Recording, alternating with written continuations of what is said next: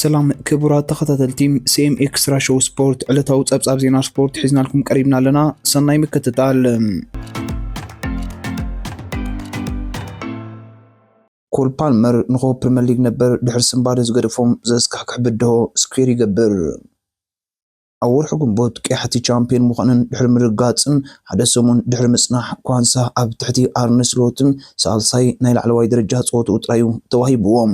ይኹን እምበር ዝወዲ 22 ዓመት ተፃዋታይ ኣብ ቸልሲ ንዝነበሮም ውዑይ ግዜ ተፃዊሩ ካብ መስቀል ፓልመር ብናይ ገዛ ርእሱ ሸቶ ብምዝጋብ ድሕሪ ፍጹም ቅላዕ ኣመዝጊቡ። እዚ ዳሕረዋይ ጌጋ ብጻይ እንግሊዛዊ ፓልመር ነቲ ን4 ዋርሒ ፀንሐ ድርቂ ሸቶታት ከበቅዕን ንእንገቲ ጋንታ 3-1 ዓወት ከመዝግብን ዕድል ኣኽኢልዎም። ድሕሪ 2 ወርሒ ኳንሳ ንባየር ሌቨርኩሰን ብጠቕላላ ልዕሊ 40 ሚልዮን ዩሮ 34 ሚልዮን ፓውንድ ዝግመት ፓኬጅ ተወሳኺ ንብረት ሓዊሱ ተሸይጣ። እዚ ተኸላኸላይ ሎም ምሸት ንቅድሚ ዓመተ ስፖርት ምሕዝነታዊ ፀወታ ናብ ሜድኡ ተመሊሱ እኳ እንተነበረ ስታንፎርድ ብሪጅ ግን ከም ዘይሰጉጎም ብንጹር ይርአ። ኳንሳ ካብ ፓልመር ንእዝኒ ዛሃረማ ሸቶም ብምዝጋብ ንወዲ ጋንቱ ዓዲ እንግሊዝ ካብ ሳዕሪ ከሽከርክር ዝገበረ ድሮን ዕንክሊል ምጥቃዕ ረኪቡ። እዚ ማእከላይ ተኸላኸላይ ፓልመር ናብ እግሩ ተመሊሱ ማልያኡ ክሕዝ ከሎም ኩዕሶ ረኪበ ኢሉ ኣፉ ተታሒዙ። ብድሕሪኦም ክልቲኦም ነንሕድዶም ተደፊኦም ቁጥዐ ቅድሚ ፍልሖ ግን ብደቂ ጋንቶኦም ተፈላለዮም። ዳኛ ፀወታ ስቱዋርት አንትዌል ኳንሳ በቲ ሸለልትነት ዝመልኦ ብድሆ ብጫ ካርድ ብምጥንቃቕ መስርሕ ኣረጋጊጹ። ብድሕሪኡ ፓልመር ፀወታ ዳግማይ ክጅምር ከሎም ሰንከል ከሊሉ ተታሒዙ ቅድሚ 10 ደቂቕ ቸልሲ መሪሕነት ክትሕዝ ኣብ ምዝጋብ ተሳቲፉ ነይሩ። ጆርዳን ሃድሰን ነብሳ ምስታ ናይ ቴይለር ስዊፍት ሓያል ፓብሊሲስት ትሪፔን እያ ተነጻጽራ። ነዚ ስፖርት ጎሊብ ሾው ጽዑቕ ሰሙን ኮይኑሎም ንኣንገት ጋንታታት ሻርሎት ዋልደርን ማርሊን ሂልን ኣብ መጀመርታ ናይ ሰሙን ናብዚ ኣትሌቲክ ከም ዝተጸንበሩ ፍሊጦም።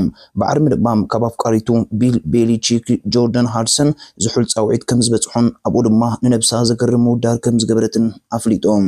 እዚ ምግላፅ ሃድሰን ቦምባ ኮይኑ እዩ እቶም ኣዳለውቲ መደብ ምስ ተወዲ 24 ዓመት መንእሰይ ኣብ ፍሉይ ክፋል ናይቲ ፖድካስት ዝገበርዎ ዕላል ርዲኢቶም ኣካፊሎም።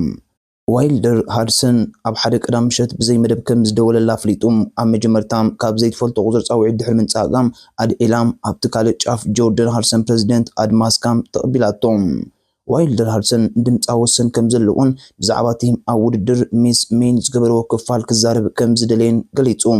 ኣብቲ ክፋል ዋልደርን ሂልን ንሃድሰን ምስ ቲፒ ሄይን ኣነጻጺሮሞም እቲ ንዓለም ለኻዊ ፖፕ ምልክት ቴይለር ስዊፍት ዝሰርሐ ፓብሊሲስት ቤሊቺክ ትሪፔንን እያም ባልና ኣዝያ ፈቲያቶም ምክንያቱ ኣነየም ንሳ ኩሉ ሰብ ንህላው ቢል ኣብ ሜድያ ከም ዝፈትዎ ክሳብ ኣነ ብድሕሪኡ ከም ዘለኹ ዝፈልጥ ይፈትዎ ነይሩ ኢላ።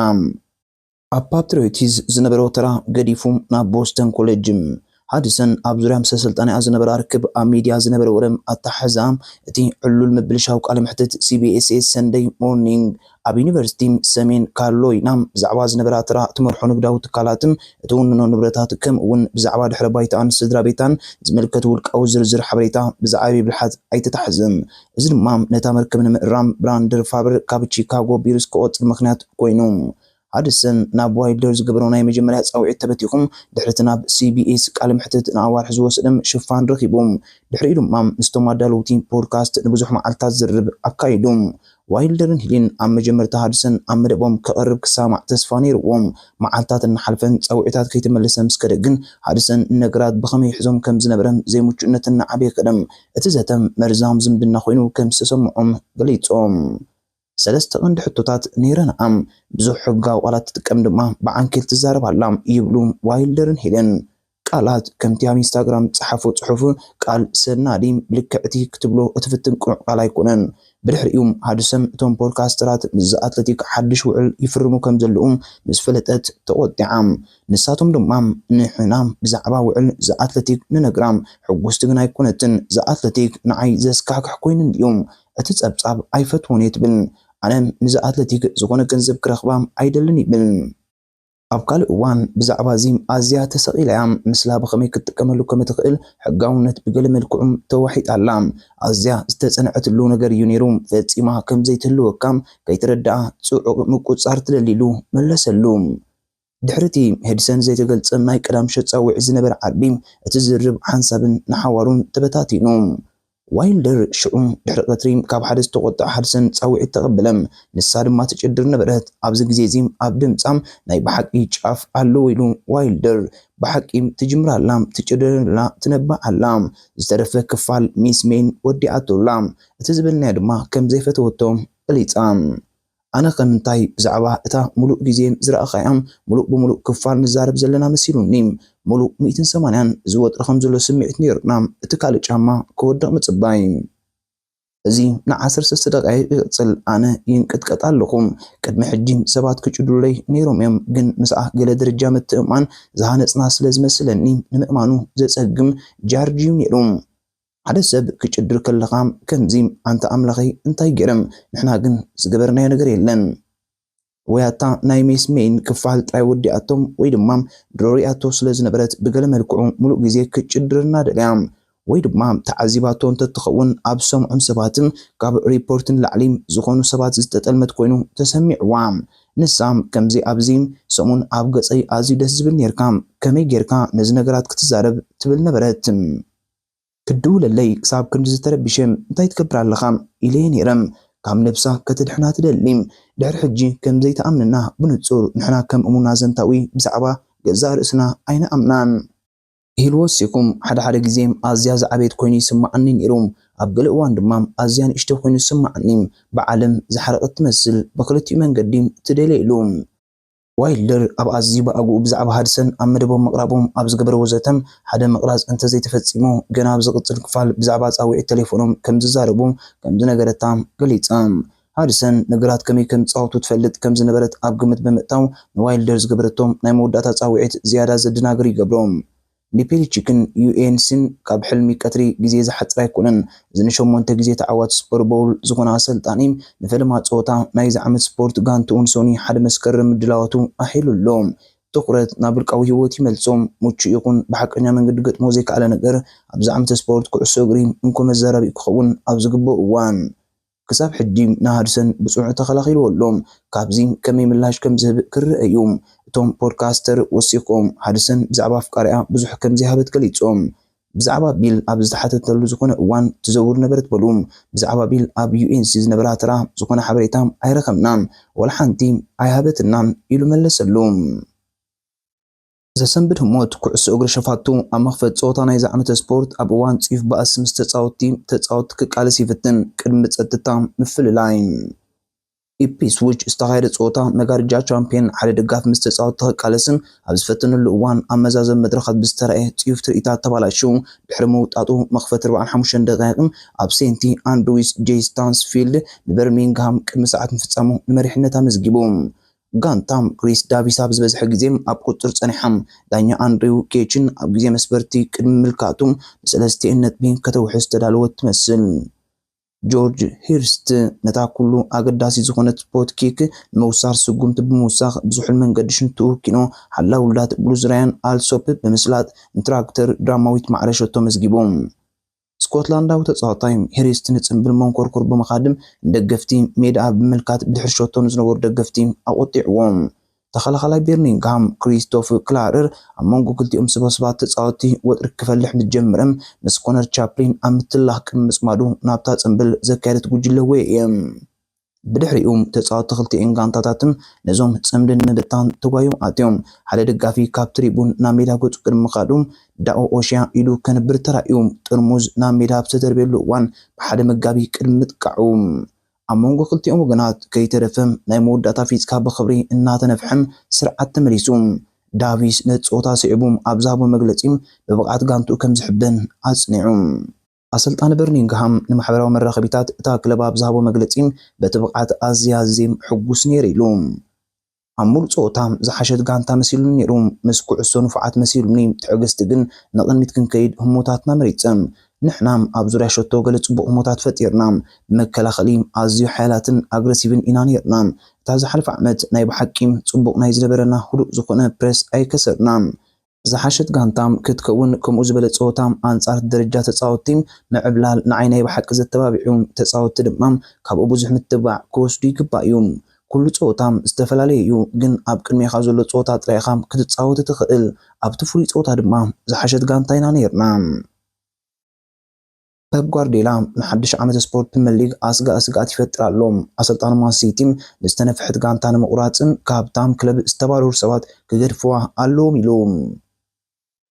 ፔፕ ጓርዲዮላ ማንቸስተር ሲቲ መስኮት ዝውውር ቅድሚ ምዕፃው ተፃወትቲ ከተውርዳ ብትፅበየሉ ዘላ እዋን ትሑት ብምሳል ናብዚ ዓመት ስፖርት ተኣቱ ምዃኖም ሓሳብ ኣቕሪቦም። ሲቲ ኣብ መፅሓፍ 61 ላዕለዎት ተፃወትቲ ዘለውዋ ንሰንበት ምሸት ምስ ፓለርሞ ምሕዝነታዊ ፀወታ ንምክያድን ኣብ ሲሲሊላ ብዘይ ጃክ ግሪሊሽ፣ ስቴፋን ኦርቴጋን ጄምስ ማካቲን ኩሎም ኣብ ዝቕፅሉ ሰሙናት ክብገሱ እዮም። ኤቨርተን ካብተን ንግሪሊሽ ዝደልያ ዘለዋ ኮይና ኖቲንግሃም ፎሬስት ንማካቲ ክትመርሕ ፀንሐት ውድድር ክትመርሕ ከላ ጓርዲዮላ ድማ ሮድሪ ኣብ መኽፈት ሰሙናት ናይዚ ወፍሪ ክሳብ ክንደይ ፅልዋ ክህልዎ ከም ዝኽእል ጥርጣረታት ኣእትዩሎም። ቁሩብ ውሕድ ቁፅሪ የለና ኢሉ ጓርዲዮላ ብዙሓት ተፃወትቲ ኣይፈቱን እዮም፣ ብዙሓት ተፃወትቲ ክወፅሉዎም። መስኮት ዝውውር ብዙሕ ይንቀሳቐስ ኣሎም፣ ብዙሕ ነገራት ድማ ክፍፀም እዩ። እንታይ ከም ዝኸውን ብኸመይ ከም ትሕዞን ክንርኢ ኢና፣ ብዝተኻእለ መጠን ብዝበለፀ ክንሕዞ ኢና። ዋንጫ ዓለም ክለባት እንገብሮ ዝነበርና ኣዝዩ ዝመሳሰል እዩ። ምናልባት ቅድም ሕዝነታዊ ፀወታታት ኣምሊጥና ንምድላው ኣብተን ቀዳሞ 3 ፀወታታትን ኣንጻር ወልቭስ፣ ስፐርስን ብራይተንን ቁሩብ ዝሓሸ ክንበፅሕን ንኽእል ኢና። ግን ዕረፍቲ ስለ ዘድልየና ካብ ፀወታታት ንላዕሊ ልምድ ክንገብር ወሲድና። ሮድሪ፣ ፊል ፎደን፣ ጆስኮን ዝበሃሉ ምዃኖም ይፍለጥ። ግቫርዲዮል ኣብ ኢጣልያ ካልኣይ ግዜኣ ካብ 2 ፀወታታት ቅድሚ ዓመተ ስፖርት ኣይወፀትን። እዞም 3 ተፃወትቲ ኩሎም ሙሉእ ብቕዓት ከም ዘይብሎም ተቆፂሮም ኣለው። ሮድሪ ምስታ ጋንታ ልምድ ተመሊሱሎም እንተኾነ ግን ኣብ እዋን ስዕረት ዋንጫ ዓለም ክለባት ባሊ ሂላል ዝተለዓለ ፀገም ሽምጢ ሲቲ ምስ ምምላሶም ብጥንቃቐ ክትረግፅ ርያቶም። ጓርዲዮላ ዝተዓወተ ባሎን ዲኦር ናብ ፀወታ ክምለስ ጥራይ ምዃኑን ድሒሩ ኣህጉራዊ ዕረፍቲ መስከረም ጥራይ ብግቡእ ክቐርብን ከም ዝኽእል ይግመት። ሮድሪ ይሓይሽ ኣሎ ግን ኣብ ዝሓለፈ ፀወታ ኣንጻር ኣልሂላል ዓብ ማህርም ትጋጢሞ ክብል ጓርዲዮላ ወሲኹ ገሊጹ። ኣብ ዝሓለፈ ሒደት መዓልታት ዝሓሸ ልምድ ኣካይድ እዩ። ተስፋ ይገብር ድሕሪ ኣህጉራዊ ዕረፍቲ ናይ ብሓቂ ብቑዕ ክኸውን እዩ። ተስፋ ይገብር ኣብዘን ቀዳሞት ፀወታታት ገለ ደቃይቅ ክፃወት ይኽእል እዩ። ትገዳሲ ግን ቃንዛ የብሉን፣ ምክንያቱ ሮድሪ ብጉድኣት ክምለስ ስለ ዘይንደሊ ካብኡ ክንርሕቕ ብተስፋ ንፍትን እንተይስዓ ደቃይቅ ድልዋ ኣይኮነን። ደገፍቲ ቸልሲ ንኢስተቫኦ ይውድሱ። መንእሰይ ብሉዝን ኣብ ቅድሚ ዓመተ ስፖርት ኣብ ምሕዝነታዊ ፀወታ ንሓዳስ ክለቡ ቀዳማይ ሸቶ ድሕሪ ምዝጋቡ ከተኣምኖ ዘፀቅም ቀዳማይ ውፅኢት ዊልያን። ቸልሲ ድሕሪ ናይ ዕድመ ንእስነት ስምባደም ኢስተቫኦ ዝነበረውን ፍናን ክቆፃፀሩ ይከኣሉን። ዊልያም ንፈልማ ግዜ ምስ ባየር ሌቨርኩሰን ኣብ ዝገበሮ ፀወታ ንስታንፎርድ ብሪጅ ብዘደንፁ ብቕዓት የብርህ። እዚ ወዲ 18 ዓመት ብራዚላዊ ምህምፁ ንኽገልፅ ግዜ ወሰደሉን። ኣብ ውሽጢ 18 ደቃይቕ ኤስቴቫ ካብ ኮል ፓልመር ንዝተመዝገበት ኩዕሶም ንመኽፈት ሸቶ ቸልሲ ኣብ ሜዳ ሸቶ መዝጊቦም። ኣብ መወዳእታ ፀወታ ጆኦ ፔድሮ ብዝተዋለደ ውፅኢት ንፀወታ ድምቀት ብምውሳኽም ንብሉዝ 2 ባዶ ዓወት ብምዝጋብ ንኽልቲኦም ሓደስቲ ፈረምቲ ኣብ ፍራይ ምሸት ጠቕሊሉ።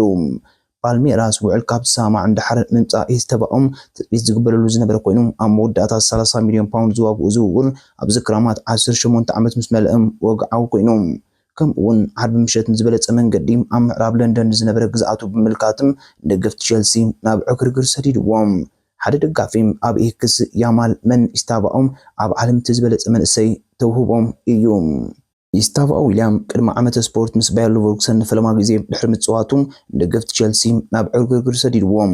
ካልእ ድማ ቆልዓ ግዜ ይጥፍእን ከመይ ዝበለ መገዲ ንርእስኻ ንምእዋጅ ክብል ርእቶ ክህብ ከሎ ሳልሳይ ድማ ዘኢመን ቀዳማይ መውፃእ ኢሉ ፍሉይ ተፃዋታ እዩ። ራብዓይ ድማ ቀዳማይ ሸቶም ኣብ ቦርሳ ስም ዘክር በለም። ካልእ ደጋፊ ድማ ኩሉ ባህርያት ሱፐርስታር ደረጃን ምብፃሕን እቲ ዲሲፕሊን ተሃልይዎ ንርኢ ኢሉ ፅሒፉ። ኢስተቫኦም ብሜቴዎርያዊ ምዕባለ ድሕሪ ምጽናሕም ኣብ ፓልሜራስ ኣብ 83 ፀወታታት 27 ሾታት ድሕሪ ምጽናሕ እዩ። ኣብ ታሪኾም ንፈለማ ግዚኡ ተፃወተም ራብዓይ ዝነኣስ ተፃዋታይ ኮይኑ ብሉፅ ሓድሽ መጻኢ ብራዚላርኦን ክቡር ቦላ ደ ኣውሮን ተዓዊቱ። ወላ እኳ ኣብ ልዕሊ ኤስተቫኦም ኣሰልጣን ቸልሲ ኢንዞ ማሬስካ ቀዲሙ ንፈለማ ግዚኡ ኣብ ጅምሮ ዘሎ እዋን ኣብ ልዕሊ መንእሰይ ኮኸብ ካብ መጠን ላዕሊ ፀቕጢ ካብ ምግባር ክቁጠብ ምዃኑ ኣጽኒዑ ነይሩ። ንሱ ድማ ኣብ ዩኤስኤ ንመጀመርታ ግዜ ምስ ፓልሜራስ ኣብ ዝተፃወትናሉ እዋን ተረኺበ እዩ። ፍሉይ ተፃዋታ እዩ፣ ኣዝዩ ንእሽቶ እዩ፣ ሕጉስ ወዲ እዩ፣ ኩሉ ግዜ ድማ ይስሕቕ እዩ። ንሓደ ብራዚላዊ ወዲ ልሙድ እዩ፣ ሕጉስ ክንገብሮ ድማ ንደሊ። ምስኡም ቁሩብ ዝያዳ ቀልቡ ክንህብ ኣለና ካብ ካልኦት ፈረምቲ፣ ምክንያቱም መጀመርታ ካብ ካልእ ክፋል ዓለም እዩ፣ ከምኡውን ኣዝዩ ንእሽቶ እዩ። ስለዚ ክነስተብለሉ እምበር ኣብ ፀቕጢ ክንእትዎ የብልናን፣ ሓጎስ ክንህቦም ግዜ ክንህቦ የብልናን። ክላመድ ኣለዎም ዝያዳ ንክሕጎስ ደቂቕ ክንህቦ ድማ ተስፋ ንገብር። ብርግጽ ግን ንፉዕ ተጻዋታይ እዩ።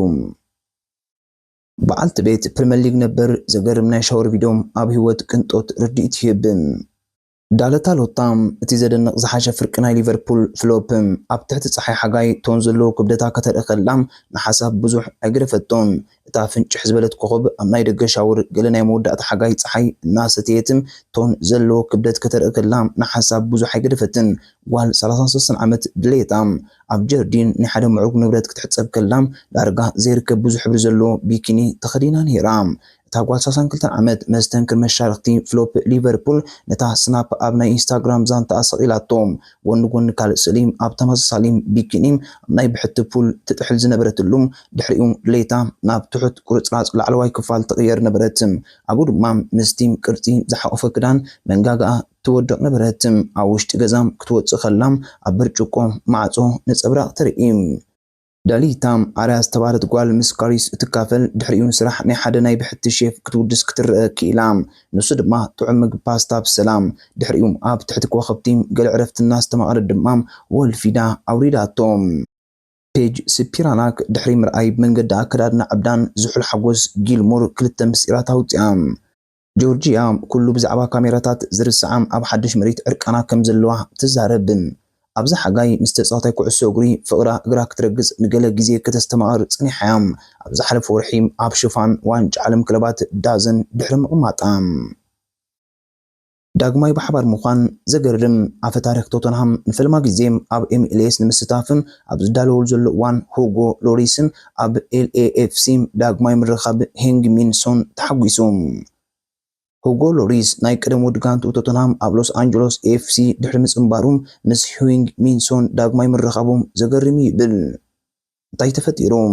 ሶን ን10 ዓመታት ኣብ ቶተንሃም ጽንሑ ጻንሒት ዛዚሙ ኣብ መጀመርታ ናይ ሰሙን ምስ LAFC ምስ ፈረመ እዚ ደቡብ ኮርያዊ ሃገራዊ ተጻዋታይ ብዝውውር ናብ ዘይፈልጦ መሬት ይረግጽ ኣሎ። እንተኾነ ግን ኣብ ጋንታ ሰሜን ለንደን ልዕሊ 8 ዓመታት ምስ ዝተጻወተ ሓላዊ ዳት ስፓርስ ነበር ሎሪስ ዳግማይ ወዲ ጋንቱ ስለ ዝኾነ ገሌሌላ ክህሉ እዩ። እዚ ተጻዋታይ ፈረንሳ ነበር ካብ ዝውውር 33 ዓመት ተጻዋታይ ኣብ ጽልዋ ገብር ትጽቢት ይገብር ኣሎ። ዳግማይ ምርኣይ ድማ ኣዝዩ ይሕጉሶም። ሎሪስ እንታይ ኢሉ? ንሱም ዳግማይ ብሓባር ምህላውና ዘገርም እዩ። ዝተፈላለየ ማልያ ዘለዎ ሓድሽ ምዕራፍ እዩ። እንተኾነ ግን ብተመሳሳሊ ህርፋን ተመሳሳሊ ድርከይትም ዓብ ተወዳዳሪ እዩ። ንዝሓለፉ 2 ዓመታት ሓለቓ ጋንታ ስፓርስ እዩ ነይሩ። ሓለቓ ሃገራዊት ጋንቱ እዩ። 10 ዓመት ኣብ ስፓርስ ኣሕሊፉ ዝከኣሉ ኩሉ ገይሩ። ዝሓለፈ ዓመት ኤውሮፓ ሊግ ተዓዊቱ ኣብ ፕሪምየር ሊግ ብመንጽር ስታቲክስም ብመንጽር ምስሊ ኣብ መላእ ዓለም ጽቡቕ ኣኽብሮት ኣለዎም። ኣብ ሓደ ደረጃ ሞያኻ ከም እትበጽሕ ሓድሽ ዕላማ ከም ዘለካ ትረዳእ። ናብ MLS ክመጽእ ምርኣይ ብሉጽ እዩ። ትፈልጥሎም ሊግ ከተማ ብሉጽ እዩ፣ ንክለብ ብሉጽ እዩ፣ ንጋንታኖም ብሉጽ እዩ። ምክንያቱም ሓደ ዓይነት ኣብነት እዩ። ካብኡ ክንመሃረሉ ዘለና ብዙሕ ነገራት እዩ። ስለዚ ናይ ብሓቂ ዓብ ጽልዋ ክህልዎ የጽበም። እቲ ዝዓበየ ስእሊ ሶን ቶተንሃም ንውድድር ኤውሮፓ ሊግ ክትዕወት ድሕሪ ምሕጋዙ ካብ ናይ ኩሉ ግዜ ብሉጽ ተጻዋታይ ኮይኑ ዝወጽእ ናብ LAFC ዓብይ ዝና ሒዙ ይመጽእ። ዝብዙሕ ዕዮታት ዛዒት ከዓይ ንጋንታ ሎሪስ ዋንጫ ክትዓትር ክሕግዛ ከም ዝደልን ከምኡ ክትገብር ድማ ክሕግዛ ከም ዝኽእልን እዩ ዝዛረብ። ኣብዚ ሕጂ እዋን ኣብ ምዕራባዊ ዋዕላ ሜጀር ሊግ ኩዕሶ እግሪ ኣብ ሻሻይ ደረጃ ኮፍ ኢላ ስለ ዘላ ኣብዚ ዓመተ ስፖርት ብሩር ሒዛ ክትመጽእ እንተኾይና ፀወታ ምዕባይ ከድልያ እዩ።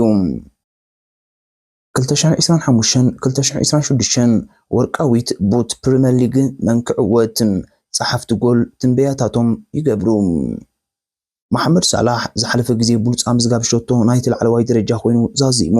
ንጉስ ግብፂ ግን ኣብ ዝመጽእ ወፍሪ ነታ ዘውዲ ክዕቅባ ይኽእል ድዩ? ድሕሪ ብዘካትዕ ዋንጫ ዓለም ክለባት ዝተመልአ ሓጋይን ዓወት ኣናብስ ኣብ ዩሮ ደቂ ኣንስትዮን ፕሪምየር ሊግን ኣብ መወዳእታ ዳርጋ ኣብ ልዕልና በፂሕሎም። ምጅማር ፀወታ ዓርቢ ቻምፒዮን ሊቨርፑል ንበርማውዝ ኣብ ተአንግለሉ እዋን እዩ። ስለዚ ድማ ጋንታታትን ገና ናይ ምስጋር ንግደን እናተቐባበላን ናይ መወዳእታ ታክቲካዊ ምትዕርራይ እናገበራን ከለዋም ኩሉ ነገር ዳርጋ ቦትኡ ኮይኑሎም ን2025-2026 ላዕለዋይ ደረጃ ወፍሪ ክጅምር ጎል ድማ ካብ ዝተፈለየ ኮነን ኣብ ዝቕፅል ሰሙን ጸሓፍትና ኣብ ኩሉ ዓበይቲ ጉዳያት ካብተን ህይወት ክሽርሽራ ዝኽእላ ጋንታታትን ክሳብተን ላዕለዎት 4 ደረጃታት ዋንጫን ዝቃለሳ ጋንታታትን ኣብ መንጎ ዘሎ ኩሉን ርእቶም ክህቡ እዮም። መጀመርታ ንውድድር ወርቃዊት ቡት ርኢና ኣለና። መን ከም ሙሉፃ መዝጋብ ሸቶም ናይቲ ዲቪዥን ክዛዝም ኢልና ከም እንኣምን ድማ ርእቶ ነይሩና። ሃላንድ ኣብቲ ዝበለፀ ዝሰርሖ ስራሕ ከድህብ ይኽእል እዩ።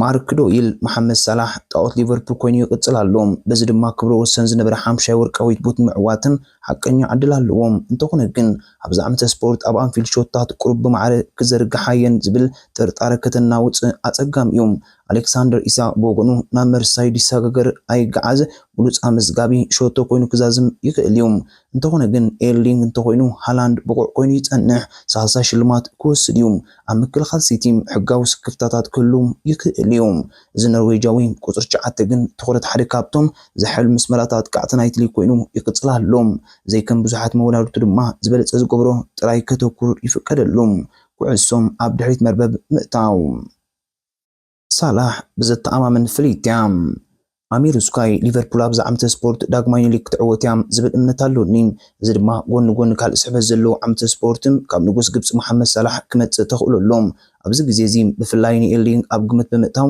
ንሽልማት ቁሩብ ዝያዳ ውድድር ክህልዎም ተጸበኹም ሃላንድ ዝሓለፈ ዓመት ናይ መስፈርቲ ቃልሱ ጋጢሙ ነይሩ እንተኾነ ግን ኣብ ሳላሕ ባንክ ምግባር ዓበይቲ ቁጽርታት መቕማጥን ምስቶም ካልኦት ተቐዳደምቲ ክነጻጸር ከሎ ኣዝዩ ውሑስ ኮይኑ ይስምዓካ ኣዝዩ ብዘተኣማምን ፍሉይ እዩ ሃላንድ ዓብ ብልጫ ኣለዎም ሪቻርድ ማርቲን ኤርሊ ሃላንድ ድሕርቲ ዝሓለፈ ዓመት ካስቶን ፊክም ምዃኑ ዝኣመነሉ ኣዝዩ ሓያል ኮይኑ ክምለስ እዩ ኣብ ከባቢኡ ድማ ሓድሽ ደገፍ ተዋሳእቲ ኣለዎም ተወሳኺ ድማ ዳግማይ ትኹረት ዝገበረ ፊል ፎደን ኣብ ዝለዓለ ደረጃ ናይተን ቀዳሞት 2 ዓመታት ክምለስ ክሕጉዞ እዩ ብተወሳኺ ኣብ ልዕሊ መወዳድርቱ ንሽልማት ብሉጻት መዝገብቲ ከም በዓል መሐመድ ሰላሕ ቡካዮ ዓብ ብልጫ ኣለዎም ሳካን ኮል ፓልመርን ንሲቲ ብዘይከም ቸልሲ ሊቨርፑልን ኣርሰናልን ብዝያዳ ብማዕረ ዝተዘርግሓላ ብዓቢኦም ላዕለዋይ ምቾታት ክኸውን ስለዝኾነ ብሉጻት ኣርእስታት ክለባት ፕሪምየር ሊግ ጋርናቾ ንምፍራም ትቀርባላ ቸልሲ ምስ ተጻዋታይ ማንቸስተር ዩናይትድ አሌሃንድሮ ጋርናቾ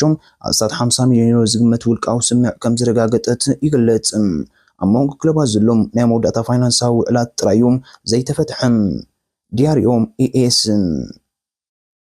ኣርሰናል ኣብ ምዕባይ ኮኸብ ኢታን ንዋነሪ ተዓጽዎም መንእሰይ ስምባሪ ዘለዎ ኢታን ንዋነሪ ንኣርሰናል ፈለማ እዋን ኣብ ፕሪምየር ሊግ ዝተጻወተሉ ሓድሽ ናይ 5 ዓመት ውዕል ፈሪሞም ወዲ 18 ዓመት ጥራይ ንዋነሪ ድሕሪ ምብታኽ ዓመተ ስፖርት ኣብ ላዕለዎት ጋንታም ዝዓበየ ተራ ክጻወት ዕላማ ኣለዎም ዘ ጋርዲያን ዘ ታይምስ ኦፍ ኢንዲያ ኣስቶን ቪላ ንኢቫን ሒሳቶም ዝውውር ጉንሳንድ ቪላ ንዓጥቃይ ኢቫን ምፍራም ኣብ ስምዕ በፂሓም ጸብጻባት ከም ዝሕብርዎም እቲ ውዕላ ውሽጢ 5 ዓመታትን ኣስታት 35 ሚልዮን ዋጋ ኣለዎም ሮይተርስ በርንሊ ውዕል ኣርማንዶ ብሮጃ ካብ ቸልሲ ዛዚማ ኣጥቃዓል ቸልሲ ኣርሞዳን ብሮጃ ብቋሚ ምስ በርንሊ ተጸንቢሩሎም እዚ ዝውውር ኣስታት 20 ሚልዮን ፓውንድ ክግመት ተኽእለሎም እዚ ድማ በርንሊ ኣብ ዝክራማን ሳልሳይ ግዚኣ ቸልሲ ክትገዝኦ ምዃና ተፈሊጦም ታሪኻዊ ረኸብናን ቸልሲ ንዊስ ማስዋኩ ብምፍራማ ኣዕሚኣቶ ዘላ ጋንታ ሳንደርላንድ ተኸላኸላይ ዌስትሃም ነበር ኣርተር ማስዋኩ ብናይ 2 ዓመት ውዕል ብምፍራም ኣብ ጸጋማይ ተኸላኸላይ ተመክሮ ወሲኻ እሱ ጉምቲ ዕንቆት ምክልኻል ዝሒሉ ኮይኑ እታ ክለብ ንበዳ ወፍሪ ኣብ ትዳለውል ዘላ እዋን እዩ ጸብጻብ ሮከር መደብና ክሳዕ መወዳእታ ብምክታልኩም ደጊምና እንዳመስገንና ኣብ ዝቅጽል ቪድዮና ክሳብ ንራኸብ ከም ትልሙድ ላይክ ሼር ሳብስክራይብ ብምግባር ህላውነትኩምን ደገፍኩምና ይፈለየና እንዳበልና ሎም ዘዳልናያ ትሕዝቶም ኣብ ዝንዛዝም ሰላም